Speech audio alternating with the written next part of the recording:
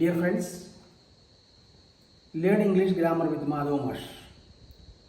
നമുക്ക് ക്ലാസ്സുകൾ ആരംഭിക്കാം. ഇന്ന് ഞാൻ നിങ്ങളോട് പറയാൻ പോകുന്നത് പാസീവിലെ വിവിധ തരത്തിലുള്ള എക്സാമ്പിളുകളാണ്. നമ്മൾ അസർട്ടീവ് സെനൻസ്, ഇമ്പരേറ്റീവ് സെനൻസ്, ഇൻട്രോഗേറ്റീവ് സെനൻസ് എല്ലാം പാസീവാക്കി പഠിച്ചു. ചില സ്റ്റേറ്റ്മെൻറ്റുകളും ചില നെഗറ്റീവ് പാസീവുകളും പഠിച്ചു. ആ എക്സാമ്പിളുകളെല്ലാം നിങ്ങൾ വീണ്ടും വീണ്ടും എഴുതി പഠിക്കുകയാണെങ്കിൽ നിങ്ങൾക്കത് ഉപകാരപ്രദമാകും. ഇനി പരിചയമില്ലാത്ത കുറേ വാചകങ്ങൾ കൂടി ഞാൻ നിങ്ങൾക്ക് പറഞ്ഞു തരാൻ പോകുകയാണ്. അതിൽ ഞാൻ പറയുമ്പോൾ നിങ്ങൾ അതിനകത്ത് വെർബ് നോക്കണം. ഞാൻ ചൂണ്ടിക്കാണിച്ചു തരാം. അതിൽ വെർബ് നോക്കണം. വെർബ് നോക്കിയിട്ട് അത് ഏത് ടെൻസാണ് എന്ന് തിരിച്ചറിയുക. ആ ടെൻസിൻ്റെ പാസീവ് വോയിസിൻ്റെ പ്രിൻസിപ്പിൾ എന്താണെന്ന് നിങ്ങൾ നോക്കുക. എന്നിട്ട് പാസീവ് എഴുതുക. അങ്ങനെ 5-6 വാചകം ഞാൻ അവിടെ തന്നിട്ടുള്ളൂ. കുറച്ച് നെഗറ്റീവ് വാചകവും കുറച്ച് പോസിറ്റീവ് വാചകവും കുറച്ച് ചോദ്യ നെഗറ്റീവ് വാചകങ്ങളും ഉണ്ട്. അപ്പോൾ നമുക്ക് അപ്പോൾ അതിലേക്ക് കിടക്കാം. അതിൻ്റെ എക്സാമ്പിളിലേക്ക് കിടക്കാം. നിങ്ങൾക്ക് ഈ ക്ലാസ്സുകൾ നല്ലപോലെ ബോധ്യപ്പെടുന്നുണ്ടാകുമെന്നാണ് ഞാൻ കരുതുന്നത്. പെട്ടെന്ന് കേട്ട് കഴിഞ്ഞാൽ പുതുതായി കേൾക്കുന്നവർക്ക് പെട്ടെന്ന് അറിഞ്ഞു വരില്ല. അവർ അങ്ങനെ അറിയാതെ വരുന്നവർ നിങ്ങൾ ചെയ്യേണ്ടത് ഈ എക്സാമ്പിളുകൾ എഴുതിയെടുക്കുക. എഴുതിയെടുത്തിട്ട് ആ വാചകത്തിൻ്റെ പാസീവും 2-3 പ്രാവശ്യം എഴുതി പഠിക്കുക. എന്നിട്ട് അതിൻ്റെ മലയാളം കൂടി പറഞ്ഞു നോക്കിയാൽ നിങ്ങൾക്ക് വളരെ രസകരമായിട്ട് ഇത് ചെയ്യാൻ പറ്റും. ഇനി ഞാൻ നിങ്ങളുടെ ശ്രദ്ധ ബോർഡിലേക്ക് തിരിക്കുകയാണ്. ഒന്നാമത്തെ വാചകം, ഡു യു നോ ഹിം? ഇതൊരു യെസ് ഓർ നോ ക്വസ്റ്റ്യൻ ആണെന്ന് നിങ്ങൾക്കറിയാം. ഇതിൻ്റെ അർത്ഥം നിങ്ങൾക്ക് അവനെ അറിയുമോ? ഇതാണ് ഇതിൻ്റെ അർത്ഥം. ഇതിൻ്റെ സബ്ജക്റ്റ് യു ആണ്. വെർബ് ഡു നോ കൂടിയാണ്. ഇത് ഒബ്ജക്റ്റാണ്. ഇത് സബ്ജക്റ്റ്, ഇത് ഒബ്ജക്റ്റ്, ഡു നോവും കൂടിയുള്ള വെർബ്. ഡു നോവും കൂടിയാൽ ഒറ്റ വാക്ക് പറയണമെങ്കിൽ നോ. അതിനർത്ഥം അതൊരു സിമ്പിൾ പ്രസന്റ് ടെൻസിലാണ്. സിമ്പിൾ പ്രസന്റ് ടെൻസിന്റെ passive is am are plus past participle ആണ്. പോരാത്തതിന് ഇതൊരു ചോദ്യമാണ്. അപ്പോൾ ചോദ്യത്തിനെ പാസീവ് ആക്കുമ്പോൾ ചോദ്യമായിട്ട് തന്നെ വരണം. അപ്പോൾ എന്താ നമ്മൾ ചെയ്യുക? ഇത് സിമ്പിൾ പ്രസന്റ് ആയതുകൊണ്ട് ഇതിന്റെ passive is am are plus with past participle ആണ്. അപ്പോൾ ഇതിന് ഒബ്ജക്റ്റ് ഏതാ? ഇത് ഇങ്ങോട്ട് കൊണ്ടുവരിക. ഒബ്ജക്റ്റ് ഇങ്ങോട്ട് ഇങ്ങോട്ട് വരുമ്പോൾ ഹീന്നാവും. അതിന് മുമ്പ് ഒരു സഹായക്രിയ ഇടണം. എന്നാലേ ഇത് ചോദ്യത്തിൽ തന്നെ ചെന്ന് അവസാനിക്കുള്ളൂ. അതിനെ പറ്റിയ ഈസ് എം ആറിൽ ഏതാ പറ്റുക? ഹീക്ക് ഈസ് ആണ്. Is he known to you? Known by you എന്നല്ല, നോട്ട് ടു യു. അപ്പൊ നോ എന്നുള്ള വെർബിന് അങ്ങനെ പ്രത്യേകത, നോട്ട് ടു യു. അപ്പൊ എല്ലാ പാസീവും ബൈ യു എന്നുള്ള ഏജൻസിൽ അവസാനിക്കണം നിർബന്ധമില്ല. ടു യു എന്ന് അവസാനിക്കുന്ന ഒരു എക്സാമ്പിൾ ആണ് ഇത്. ഇതിന്റെ PSC ടെസ്റ്റിന് ചോദിക്കുന്നതാണ്. അതുകൊണ്ട് ഞാനത് പറഞ്ഞു പറഞ്ഞു. അപ്പൊ ഇത് സിമ്പിൾ പ്രസന്റ് ആണ്, മനസ്സിലായി. ഇത് പാസീവ് ആക്കി. ഇനി നമുക്ക് അടുത്തത്, is he known to you? അവൻ നിങ്ങൾക്ക് അറിയപ്പെടുമോ? നിങ്ങൾക്ക് അവനെ അറിയുമോ? അവൻ നിങ്ങൾക്ക് അറിയപ്പെടുമോ? അടുത്തത്, ഡോണ്ട് യു നോ ഹിം? ഇതേ വാചകം തന്നെ നെഗറ്റീവ് ആക്കി എഴുതി നമ്മൾ. അപ്പൊ ഈ നേരത്തെ എഴുതിയതിനേക്കാൾ എന്ത് വേണം? ഈ സഹായത്തിയുടെ കൂടെ നോട്ട് കൂട്ടിയാൽ മതി. നിങ്ങൾക്ക് അവനെ അറിയുമോ? അവൻ നിങ്ങൾക്ക് അറിയപ്പെടുമോ? എന്തായാലും പാസീവ് വരിക. ഡോണ്ട് ഇത് തന്നെ ഇതിന്റെ നെഗറ്റീവ്. ഡു ഡോണ്ട് എന്നായി. അപ്പൊ എന്താവും? Is he known to you? എന്താ? Is he known to you? ഇതിന്റെ നേരെ നെഗറ്റീവ്. അവൻ നിങ്ങൾക്ക് അറിയപ്പെടില്ലേ? പെടുമോ? ഇങ്ങനെ വരിക. അറിയില്ലയോ? അറിയില്ലേ? അറിയപ്പെടില്ലേ?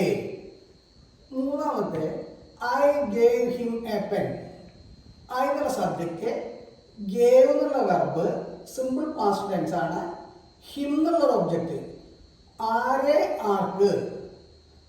ആരെ ആർക്ക്? ആർക്ക് കൊടുത്തു? അവന്. അത് ഇൻഡയറക്റ്റ് ഒബ്ജക്റ്റും എന്തിനെ എന്ന് പറയുന്നത് ഡയറക്റ്റ് ഒബ്ജക്റ്റുമാണ്. That is in this sentence we have 2 objects, 1 direct object and 1 indirect object.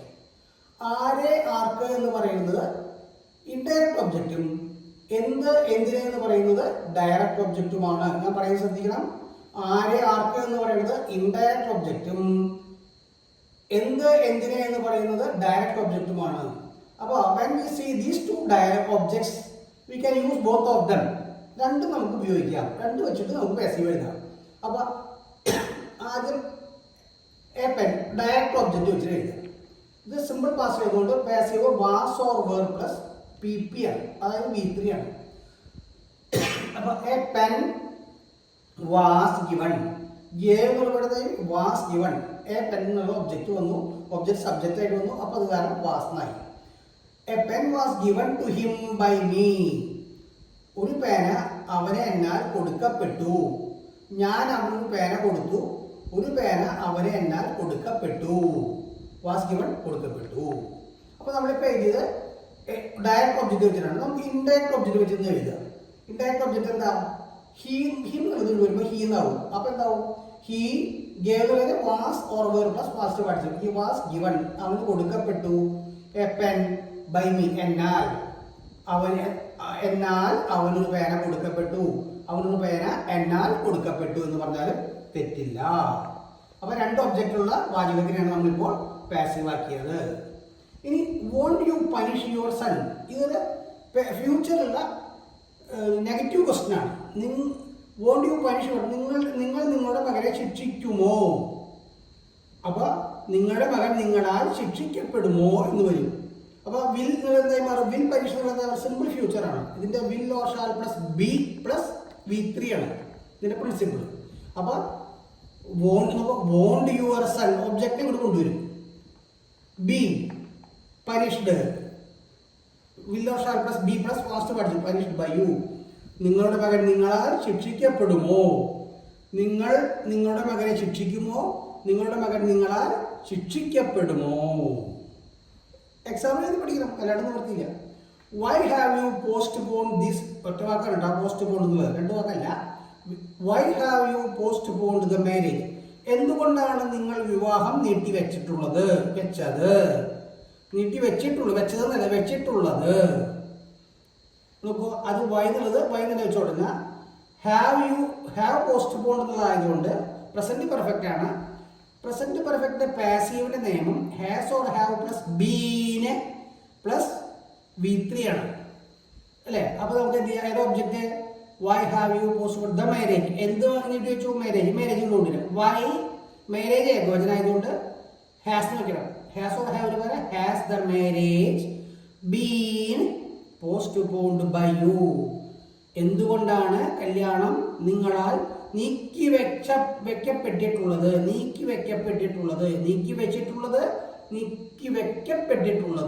എന്ന് വരും. അപ്പൊ have postpone has been അല്ലെങ്കിൽ ഹാവ് ബീൻ പോസ്റ്റ് പോൺ എന്ന് വരും. അപ്പൊ വൈ ഹാസ് ദ മാരേജസ് ആണെങ്കിലോ വൈ ഹാവ് ദ മാരേജസ് എന്ന് വരും. ഇത് ബഹുവചനാകുമ്പോ ഒബ്ജക്റ്റ് നമ്മൾ സബ്ജക്റ്റ് ആയി കൊണ്ടുവരില്ല. അപ്പൊ അതിനനുസരിച്ച് സഹായത്തിനെ വ്യത്യാസം വരുത്തണം. ഇപ്പൊ നമ്മൾ ഒരു 5 എക്സാമ്പിളുകൾ പഠിച്ചു.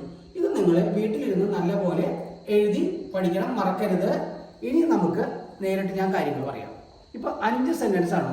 ഓരോ സെന്റൻസും ഏത് ടെൻസിലാണെന്ന് കണ്ടെത്തുക, ചോദ്യമാണോ എന്ന് കണ്ടെത്തുക, നെഗറ്റീവ് ആണോ എന്ന് കണ്ടെത്തുക, എത്ര ഒബ്ജക്റ്റ് ഉണ്ടെന്ന് കണ്ടെത്തുക, ഒബ്ജക്റ്റ് ഏതാണെന്ന് കണ്ടെത്തുക. ഇങ്ങനെയൊക്കെ ഒരു വാചകം കിട്ടിയാൽ ചെയ്താൽ മാത്രമേ നിങ്ങൾക്ക് പാസീവ് എഴുതാൻ പറ്റുകയുള്ളൂ. ഇത്രയും എക്സാമ്പിളുകൾ ഞാൻ നിങ്ങൾക്ക് തന്നു. മുമ്പ് കുറേ എക്സാമ്പിൾ തന്നിട്ടുണ്ട്, ഇപ്പോൾ കുറച്ച് സ്പെഷ്യൽ എക്സാമ്പിളുകൾ തന്നിട്ടുണ്ട്. ഇത് നല്ലപോലെ എഴുതി പഠിച്ചാൽ നിങ്ങൾക്ക് നല്ല ഗുണം ചെയ്യും. എൻ്റെ ക്ലാസ് കേട്ടവർ നിങ്ങൾക്ക് എല്ലാവർക്കും നന്ദി, നമസ്കാരം. എൻ്റെ ക്ലാസ് നിങ്ങൾ സബ്സ്ക്രൈബ് ചെയ്യണം, കഴിയാവുന്നത്ര ആൾക്കാർക്ക് ഷെയർ ചെയ്യണം, എൻജോയ് ചെയ്യണം. Thank you very much.